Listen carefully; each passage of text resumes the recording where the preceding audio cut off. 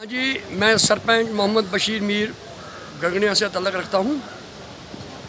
मैं lieutenant governor से ये गुजारिश करता हूँ, ये जो आपने GRS और हमारे जय साहिबान 15 सालों से डेली विजिट चले आ रहे हैं, आज 15 दिन से हड़ताल पे ये हैं।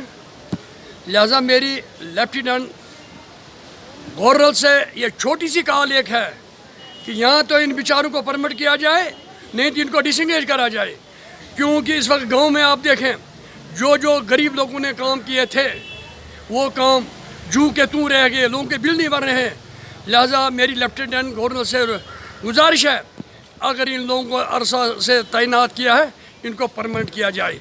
पंचायत का मेंबर हूँ और इस वक्त गवर्नर इंतज़ामिया से मुतालबा करना चाहता हूँ कि हमारे जेई और GRS काफ़ी दिनों से यहाँ हड़ताल पर बैठे हुए हैं। मैं गवर्नर इंतज़ामिया से ये गुजारिश करना चाहता हूँ कि इनके मुतालबात जल्द पूरे किए जाएँ ताकि आवाम को किसी किस्म की दुश्वारी का सामना ना करना पड़े। मोहम्मद फरीद है, मैं छेला पंचायत से नायब सरपंच हूँ। तो यहाँ हमारा तहसील कम्प्लेक्स में इकट्ठा होने का एक ही मकसद है कि हमारे जो GRS हैं पंचायत में, उसके अलावा टेक्निकल ऑपरेटर और इंजीनियर विंग जो नरेगा के साथ जुड़ी हुई है, हम पूरे पंचायत वाले इनके साथ हैं।